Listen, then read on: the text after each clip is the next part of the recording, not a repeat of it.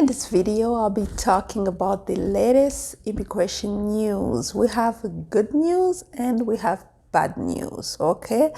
Let's just get right into it. Hello, my name is Bijoux.ngwandaesq. I am an immigration lawyer in the DC metropolitan area.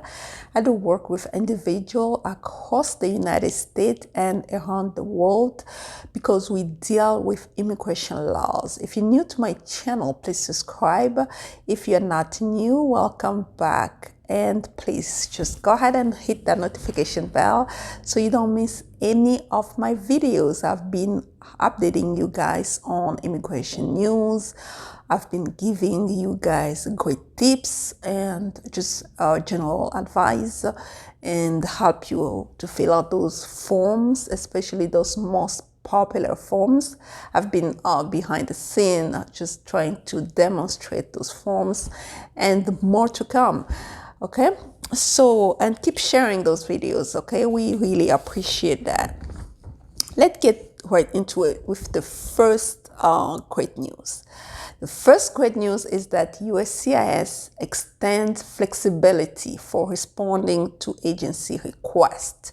We know that back in March, when COVID-19 started, they did extend that flexibility. Let's say that if you had a request for evidence letter, if you had continuation to request evidence, and 14, notice of intent to deny, notice of intent to revoke, notice of intent to rescind, notice of intent to terminate regional centers, motion to reopen, and N400, which is a application for U.S. citizenships, and then receipt of derogatory information after grant, filing date requirement for Form N336, request for a hearing on a decision in naturalization proceedings, and filing date requirement for Form I-290B,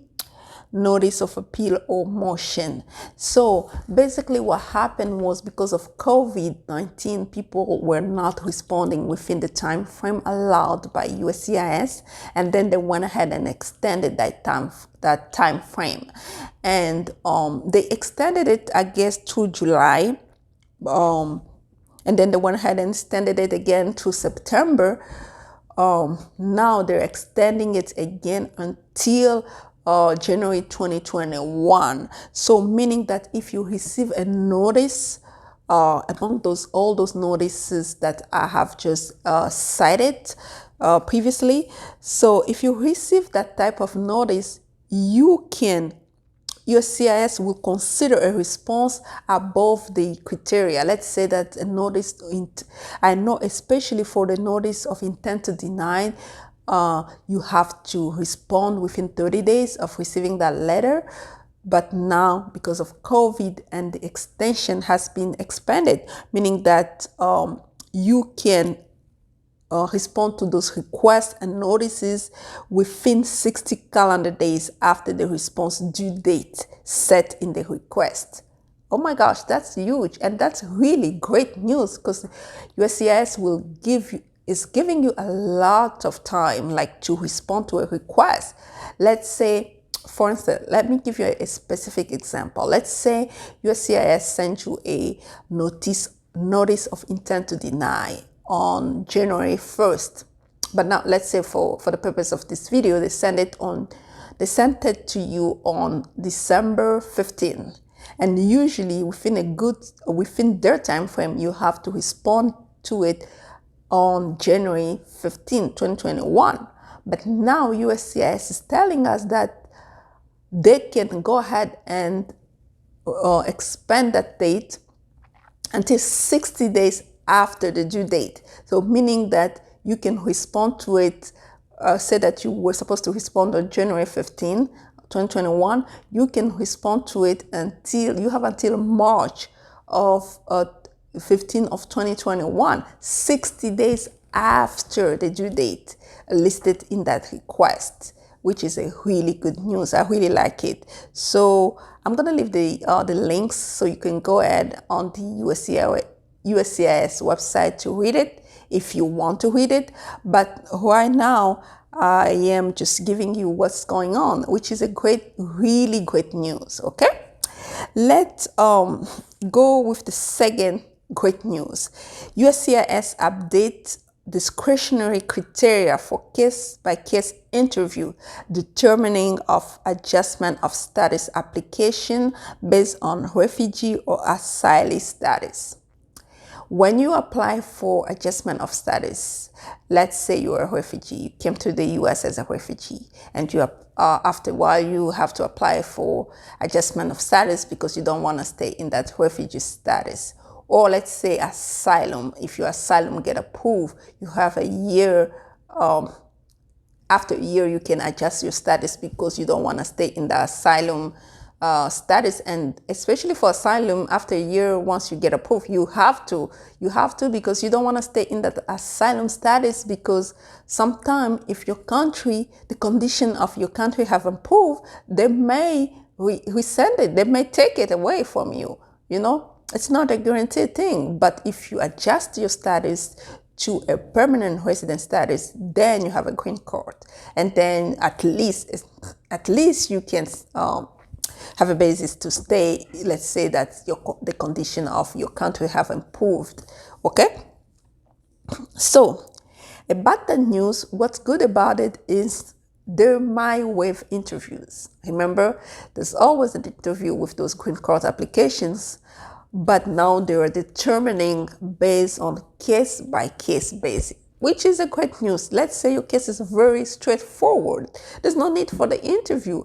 And previously, they will do an interview even if your case is so straightforward, but now they're saying they're revising it, and they have actually revised it, and it's discretionary, though. It means that only USCIS can decide based on a case by case whether a person can take an interview or not, whether the interview can be waived or not, okay? That's a great news. And then we have the last one, which is a really bad news. Not too bad if you can work hard and save the money, but it is bad, especially during those challenging times that we're going through COVID-19. People are losing their jobs and people are staying home. They don't work enough hours. Really hard to come up with those type of money. But again, it's a bad news. I still have to deliver it the way it is so that you get prepared in advance, okay? Let's get into it. The Executive Office for Immigration Review, which we call EOIR, has final rule increasing fees for filings, meaning what? They have increased their fees for filing. If you are in removal proceedings, or you have to deal with immigration court, or you have to deal with the Executive Office for Immigration Review, which means that's where the immigration court stands. So certain form fees have been increased. I'm gonna leave the description and the link in the description box, but let me just go ahead and tell you what fee has increased and to how much. For instance, the EOIR 26 form has increased from $110 to $975. Oh my God, that's a lot of jump, okay? The form EOIR 29 increased from $110 to $705. The form EOIR 40 increased from $100 to $305. The form EOI 42A has increased from $100 to $305. The form EOIR 42B increased from $100 to $360. And then we have the EOIR 45 increased from $110 to $675. Fee for the filing of motion to reopen or reconsider before the OCIJ increased from $110 to $145. Fee for filing a motion to reopen or reconsider before the BIA increased from $110 to $895. Those are fee increases. Oh my gosh, those fee has increased a lot. What can you do? Okay, the problem is you have to avoid being at the point where when they send you something, you don't respond in time, and then the time has lapsed. Now you have to reopen, and those motions are not, they're not joking. They're increasing a lot, 700. So if you are in need of legal advice, okay, again, I am running in a promotion, and I will post that promotional video on the 24th next week, telling you how the promotion is going to go. But I'm running a promotion on my consultation fees. So if you are in need of legal advice, please don't hesitate to call our office, 202-946-2922, so we can walk you through the process so you can avoid reopening those motions, or you can avoid a lot if you have a proper legal advice. Okay, again, my name is Bijoux.ngwanda. I am the immigration lawyer in the DC metropolitan area. Please subscribe, share, like, comment, and let us know. You know, we are here to serve you, and you better let us know how we are doing and what you want to hear next. And just keep in touch. And until my next video, bye-bye.